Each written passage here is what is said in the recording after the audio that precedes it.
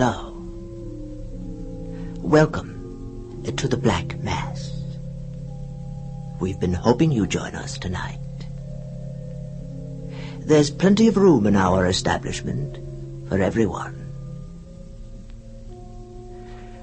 I see that most of you are standing in the outer darkness, along the walls, in the corners.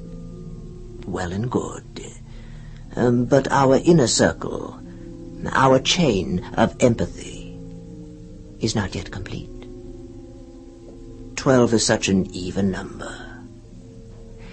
We need just one more. Won't someone volunteer? Come on. It's only in spirit.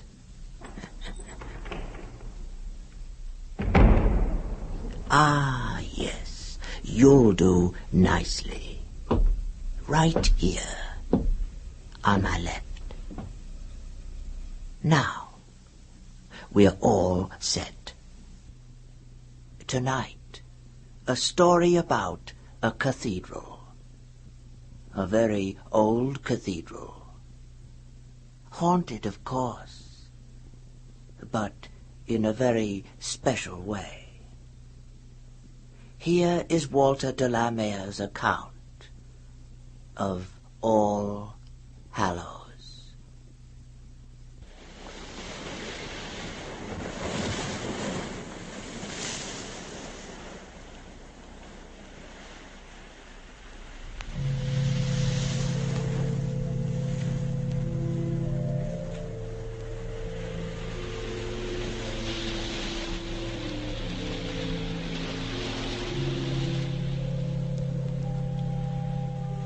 It was about 3:30 on an August afternoon when I found myself for the first time looking down upon All Hallows. And at glimpse of it, fatigue and vexation passed away. I stood at gaze, as the old phrase goes, like the 2 children of Israel sent in to spy out the promised land. How often the imagined transcends the real. Not so All Hallows. Having at last reached the end of my journey, flies, dust, heat, wind, having at last come limping out upon the green sea bluff beneath which lay its walls, I confess, the actuality excelled my feeble dreams of it. What most astonished me, perhaps, was the sense not so much of its age, its austerity, or even its solitude, but its air of abandonment. It lay couched there as if in hiding in its narrow sea bay. No other roof, not even a chimney was in sight. Only the dark blue arch of the sky, the narrow snow line of the ebbing tide, and that gaunt coast, fading away into a haze of a west over which were already gathering the veils of sunset.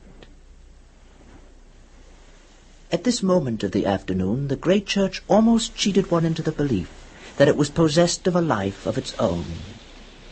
It lay like some half-fossilized monster that might at any moment stir and waken. Walls so ancient and so sparsely adorned and decorated could not but be inhospitable in effect. From my vantage place on the hill that dominates it, I continued for a while to watch All Hallows, to spy upon it. Those gigantic statues which flanked the base of the unfinished tower. Images of angels and of saints, as I had learned of old from my guidebook. Only 6 of them at most could be visible, of course, from where I sat, and yet I found myself counting them again and yet again, as if doubting my own arithmetic. For my first impression had been that there were 7 in view. But then the lights even of day may be deceitful, and fantasy plays strange tricks with one's eyes. In the midst of my prolonged scrutiny, the hypnotic air, the heat, must suddenly have overcome me. I fell asleep up there in my grove scanty shade, and remained asleep long enough to dream an immense panoramic dream. On waking, I could recall only the faintest vestiges of it, and found that the hand of my watch had crept on. It was 8 minutes past 4, I scrambled up, numbed and inert with that peculiar sense of panic that sometimes follows an uneasy sleep. What folly to have been frittering time away within sight of my goal at an hour when no doubt the cathedral would soon be closed to visitors and abandoned for the night to its own secret ruminations. I hastened down the steep incline of the hill, and once more came within sight of the sea. A sea so near that I could hear its enormous sallies and murmurings. Indeed, I had not realized till that moment how closely the great western doors of the cathedral abutted on the beach. It was as if its hospitality had been deliberately designed not for a people to whom the faith of which it was the shrine had become a weariness and a commonplace, but for the solace of pilgrims from over the ocean. And so at last I found my way into All Hallows, entering by a rounded, dwarfish side door with zigzag mouldings. There hung for corbel to its dripstone a curious, leering face, with its forked tongue out, to give me welcome, and an appropriate one, too, for the figure I made. But once beneath that prodigious roof tree, I forgot myself and everything that was mine. The hush, the coolness, the unfathomable twilight drifted in on my small human consciousness. Where was I? What demon of what romantic chasm had swept my poor drowsy body into this immense haunt? Then, at one and the same moment, a sense of utter dismay at earthly surroundings no longer serene, but grim and forbidding flooded my mind. I became aware that I was no longer alone. 20 or 30 paces away, an old man was standing. To judge from the black and purple velvet and tassel-tagged gown he wore, he was a verger. He had not yet realized, it seemed, that a visitor shared his solitude, and yet he was listening. His head craned forward and leaned sideways on his rusty shoulders. As I steadily watched him, he raised his eyes, and with a peculiar stealthy deliberation scanned the complete upper regions of the northern transept. Not the faintest rumor of any sound that may have attracted his attention reached me. He continued so long in the same position that at last I determined to break in on his reverie. At the sound of my footsteps, his head sunk cautiously back upon his shoulders. "I must apologize for the lateness of my arrival. It's been a far walk from town. Until I caught sight of you, I hadn't ventured very far inside the cathedral. Otherwise, I might have found myself a prisoner for the night. It must be dark in here when there is no moon." Aye, as a matter of fact, sir, the cathedral is closed to visitors at 4. At such times, that is, when there is no afternoon service. Services are not as frequent as they were, but visitors are rare, too. I thought perhaps I might be able to find a room for the night and really explore the cathedral tomorrow morning. It was a tiring journey. It is a fatiguing journey, sir, taken on foot. Carriage parties occasionally make their way here, but not so much as once. We are far too out of the hurly-burly to be much intruded on. Not that them who come to make their worship here are intruders, far from it, but most that come are mere sightseers. And the fewer of them, I say, in the circumstances, the better. Well, I cannot claim to be a regular churchgoer. I myself a mere sightseer. And yet, even to sit here for a few minutes is to be reconciled. Reconciled, sir. I can well imagine it after that journey on a day such as this.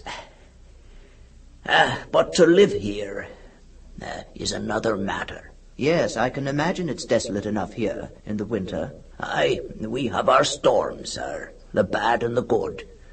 and our position is specially prolific of what they call a sea fog. It comes driving in from the sea for days and nights together.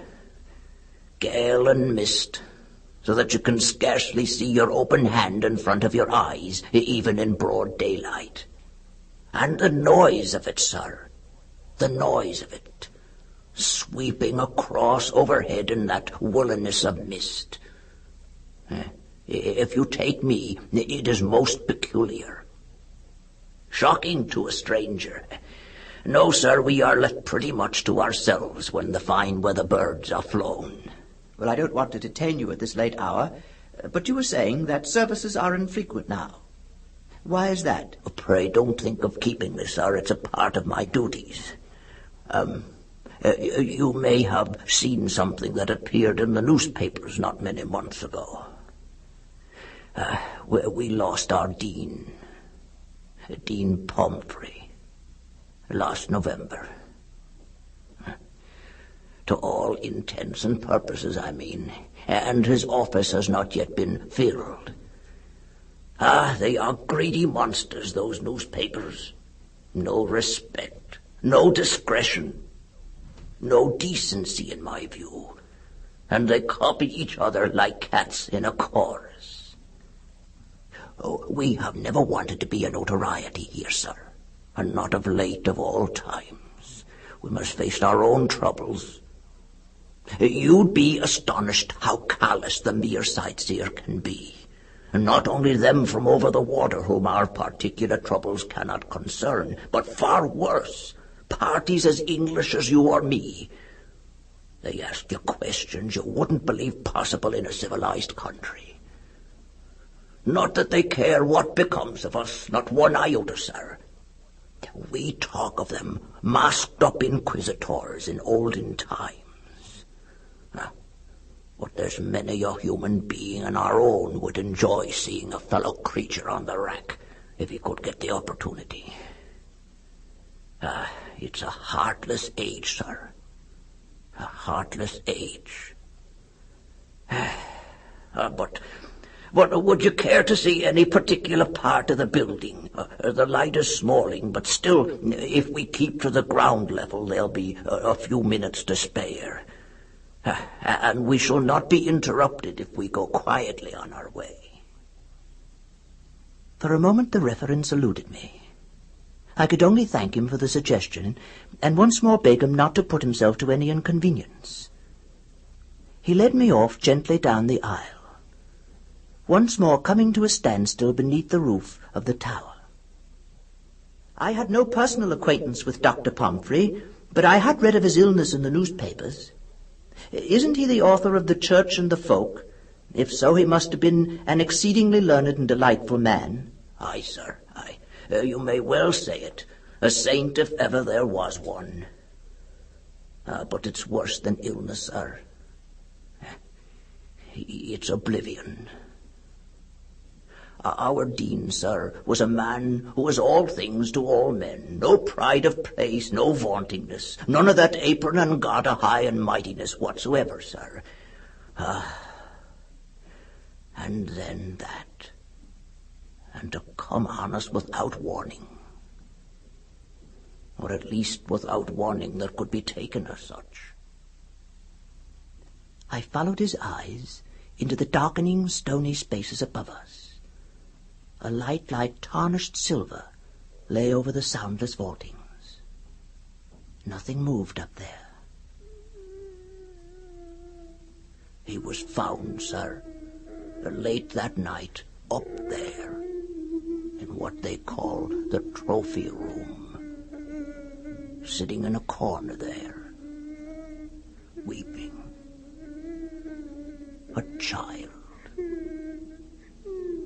Not a word of what had persuaded him to go or misled him there.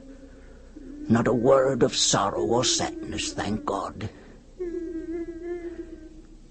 He didn't know us, sir. Didn't know me. Just a simple, harmless, memory all gone. simple, sir. But were there no premonitory symptoms? Now, had he been failing for long? If you will just follow me, there's a little place where I make my ablutions that might be of service, sir. We would converse there in better comfort. He turned and led the way with surprising celerity, and came to a pause outside a nail-studded door. He opened it with a huge key, and admitted me to a recess under the central tower. We mounted a spiral stone staircase, and passed along a corridor hardly more than 2 feet wide, and so dark that now and again I thrust out my fingertips in search of his black velveted gown to make sure of my guide. This corridor at length conducted us into a little room, whose only illumination, I gathered, was that of the ebbing dusk from within the cathedral. The old man, with trembling rheumatic fingers, lit a candle, and thrusting its stick into the middle of an old oak table, pushed open yet another thick oaken door. You will find a basin and a towel in there, sir, if you will be so kind. I entered. A print of the crucifixion was tin-tacked to the panelled wall, and beneath it stood a tin basin and a jug on a stand. Never was water sweeter. I laved my face and hands, and drank deep, my throat like a parched river course after a drought. When I returned, the old man was standing motionless before the spike-barred grille of the window, peering out and down. You asked me, sir, was there anything that had occurred previous that would explain what I've been telling you? Aye, they meet and they meet. They have now one expert, now another down from London, and even from the continent. And I don't say they are not knowledgeable gentlemen either, nor a pride to their profession. But why not tell all? Why keep back the very secret of what we know? That's what I am asking. And what's the answer? Why, simply that they don't want to believe what runs counter to their hopes and wishes and credibilities and comfort in this world. That's what they keep out of sight as long as decency permits. But what is wrong here? Wrong, sir. Take mere situation. As far as my knowledge tells me, there is no sacred edifice in the whole kingdom, of a piece, that is, with All Hallows, not only in mere size and age, but what I might call sanctity and tradition, that is so open, I mean, sir, to attack of this peculiar and terrifying nature. Terrifying? Terrifying, sir. Though I hold fast to what wits my Maker has bestowed upon me. Where else, may I ask, would you expect the powers of darkness to congregate in open besiegement than in this narrow valley? As we stand now, we are above a mile from traces of the nearest human habitation, them merely the relics of a burnt-out old farmstead.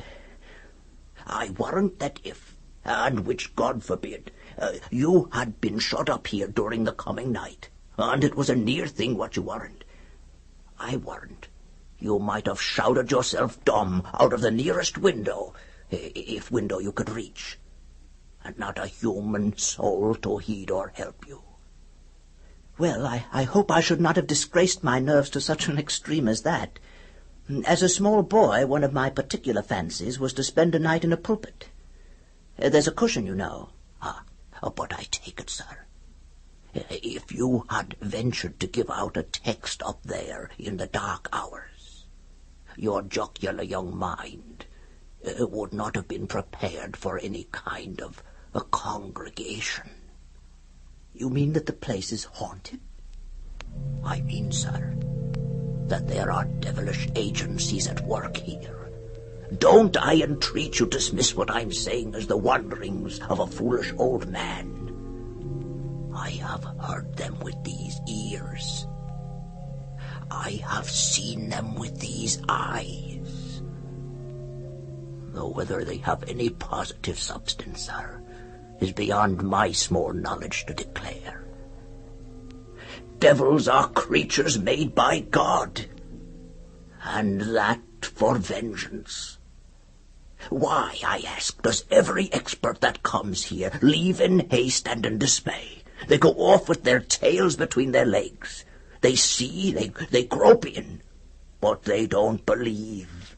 They invent reasons, and they hasten to leave us. Why? Why, because the experience is beyond their knowledge, sir. But surely every old building is bound in time to show symptoms of decay. Why should you suppose mere wear and tear should be caused by any other agency, then? No, sir. I must apologize. I'm a poor mouth at explanations, sir. Decay, stress, strain, settling, dissolution. I have heard those words bandied from lip to lip like a game at cup and ball. They fill me with nausea. Why, I am not speaking of dissolution, sir, but of repairs, restorations, not decay, strengthening, not a corroding loss, an awful progress. I could show you places where stones, lately as rotten as pumice and as fretted as a sponge, have been replaced by others fresh quarried, and nothing of their kind within 20 miles. There are spots where massive blocks, a yard or more square, have been pushed into place by sheer force. All Hallows is safer at this moment than it has been for 300 years.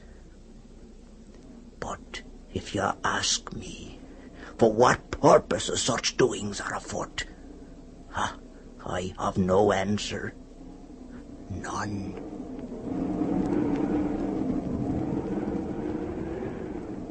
Did you hear? Now, sir, you'll see for yourself. On the other hand, we can leave the building at once if you're so minded. No, lead on, I'll follow you. Why then, sir, let us be gone at once. There's no time to waste.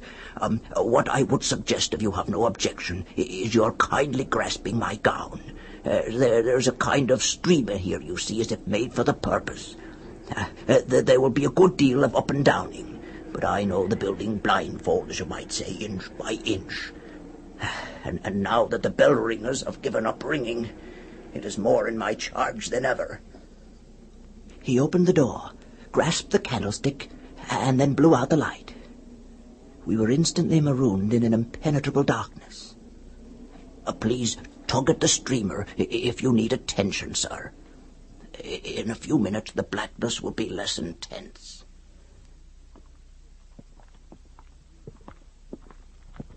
I have endured too often the nightmare of being lost and abandoned in the stony bowels of some strange and prodigious building to take such an adventure lightly. I clung, I confess, desperately tight to my lifeline, and we groped forward. I found myself steadily ascending, and then in a while feeling my way down flights of hollowly worn stone steps, and anon brushing along a gallery or corkscrewing up a newel staircase so narrow that my shoulders all but touched the walls on either side. In spite of the sepulchral chill in these bowels of the cathedral, I was soon suffocatingly hot, and the effort to see became intolerably fatiguing. Once, to recover our breath, we paused opposite a slit in the thickness of the masonry, at which to breathe the tepid sweetness of the outer air. It was faint with the scent of wildflowers and the cool of the sea. We then turned inward once more, ascending yet another spiral staircase. And now the intense darkness had thinned a little, the groined roof above us becoming faintly discernible. Dead still here, sir. If you please, dead still here. There's a drop of some 60 or 70 feet a few paces on. I peered out across the abyss, conscious as it seemed of the huge superincumbent weight of the noble fretted roof, only a small space now immediately above our heads. How long we stayed in this position I cannot say, but minutes sometimes seem like hours. And then, without the slightest warning, I became aware of a peculiar and incessant vibration. It is impossible to give a name to it. It suggested the remote whirring of an enormous millstone, or that, though without definite pulsation, of revolving wings, or even the spinning of an immense top. Do you see that, sir? I gazed and gazed, and saw nothing.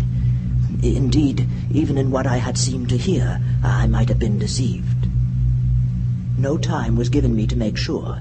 The old man had hastily withdrawn me into the opening of the wall through which we had issued, and we made no pause in our retreat until we had come again to the narrow slit of window, and could refresh ourselves with a less stagnant air. We stood here, resting a while. Well, sir. Do you ever pass along here alone? Oh, yes, sir. Yes, I make it a habit to be the last to leave, and often the first to come. But I am usually gone by this hour. It is so difficult to be sure of oneself. Have you ever actually encountered anything? Near at hand, I mean? I keep a sharp lookout, sir. Maybe they don't think me of enough importance to molest. But have you encountered anything? Have you? Well, yes, sir, and in this very gallery. They nearly had me, sir. But by good fortune there's a recess a little farther on. I had had my warning, and managed to leap in there and conceal myself, but only just in time. Indeed, sir, I confess, I was in such a condition of terror and horror. I turned my back. You mean you heard, but you didn't look? And something came? Yes, sir. I seemed to be reduced to no bigger than a child, huddled up there in that corner. There was a sound, like clanging metal. It drew near at a furious speed, then past me, making a filthy gust of wind. For some instants I couldn't breathe. The air was gone. And no other sound? No other, sir. Except out of the distance a noise, like the sounding of a stupendous kind of gibberish, a calling, or so it seemed. No human sound. You see, sir, I myself wasn't of any consequence, I take it, unless a mere obstruction in the way. But I have heard it said somewhere that a rarity of these happenings is only because it's a pain and a torment, and not any sort of a pleasure for such beings, such apparitions, sir, good or bad, to visit our outward world. And if I may be forgiven the boast, sir, I seem to have almost forgotten how to be afraid since that time.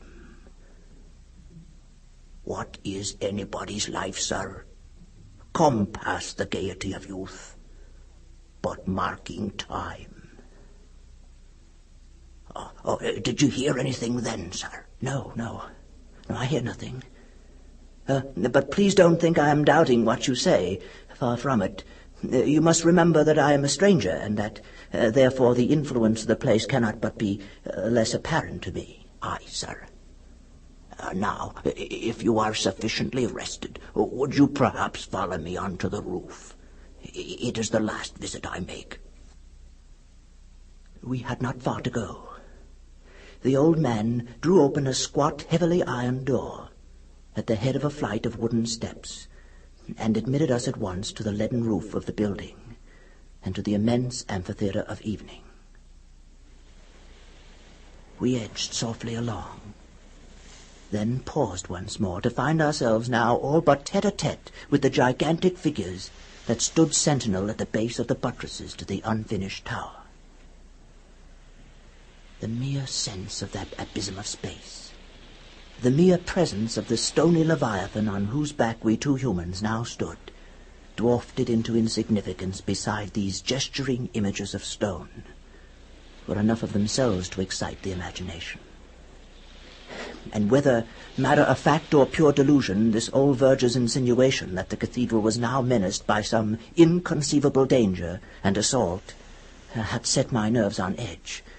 My feet were numb as the lead they stood upon, while the tips of my fingers tingled as if a powerful electric discharge were coursing through my body. We moved gently on. Once, with a hasty gesture, the old man drew me back and fixed his eyes for a full minute on a figure, a forbidding thing enough, viewed in this vague luminosity, which seemed, in spite of the unmoving stare that I fixed upon it, to be perceptibly stirring on its wind-worn pedestal. No, sir. All's well, all's well. The night is uncommonly quiet. They seem to leave us at peace on nights of quiet. But we must turn in again and be getting home. You were saying that even the experts were perplexed by what they had discovered. What did they actually say? Say, sir? Look, examine that balustrade. Look at that gnawing and fretting, that furrowing above the lead there. All that is honest wear and tear, constant weathering of the mere elements, sir. Now compare it, if you please, with the St. Mark over here.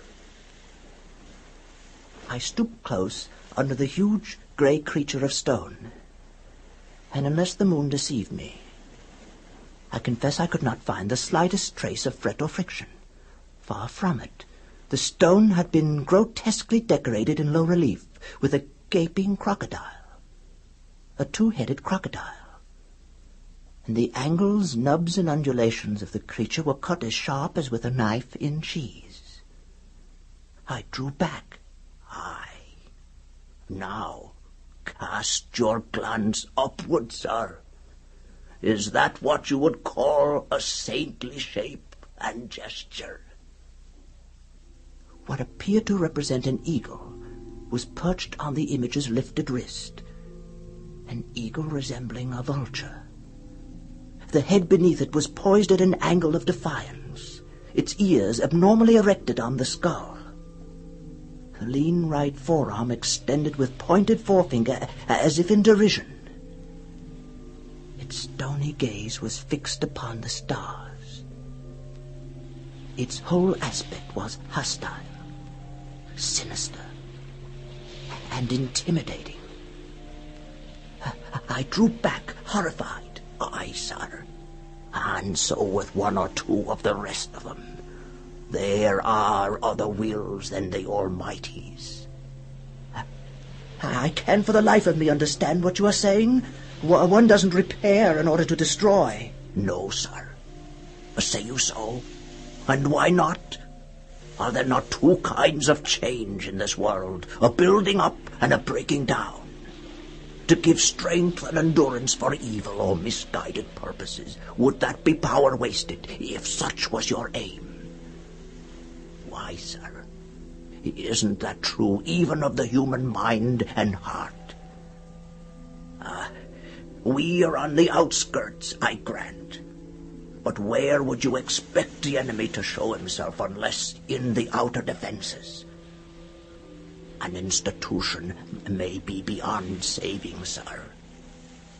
It may be being restored for a worse destruction. And 100 trumpeting voices would make no difference when the faith and life within is tottering to its fall.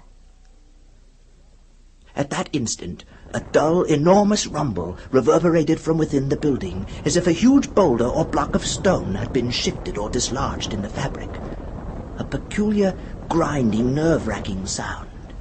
And for the fraction of a second, the flags on which we stood seemed to tremble beneath our feet. Come, sir, keep close. We must be gone at once. We have stayed too long.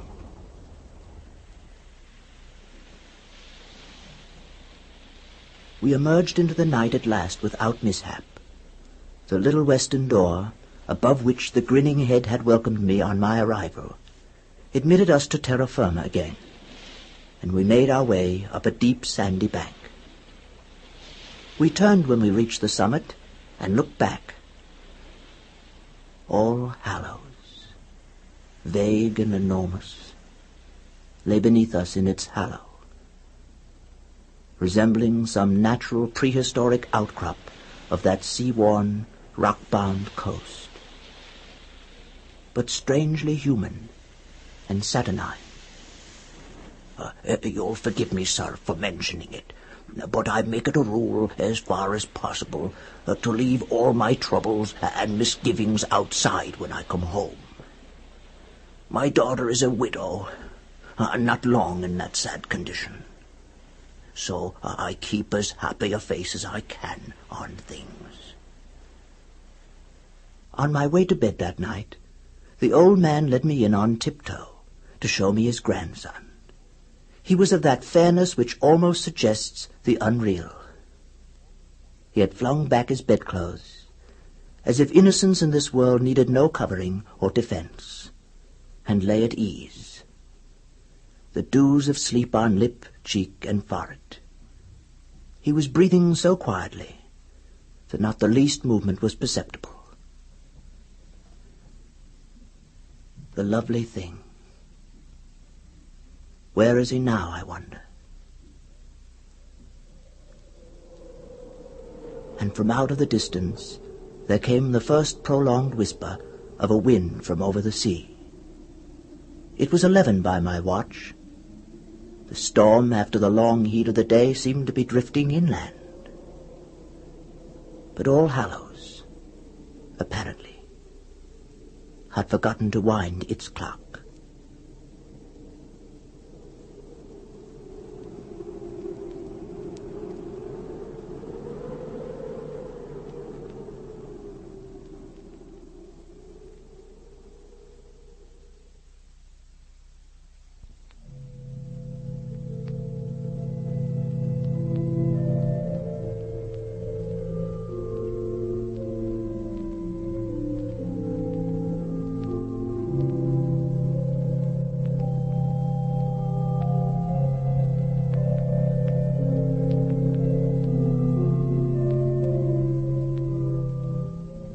Incidentally, how is the stonework doing in your house these days? If you need any repairs, won't you drop us a line? We'll send someone right over.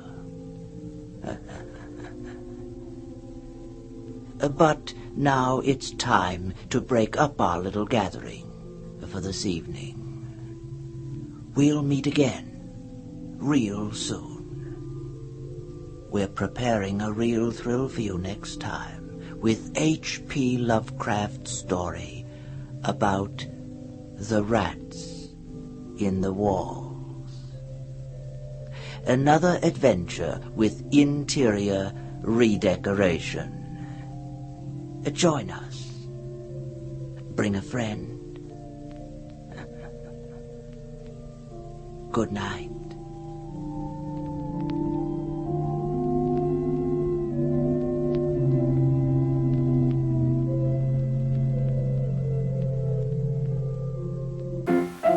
Let's all go to the lobby. Let's all go to the lobby. Let's all go to the lobby to get ourselves a treat.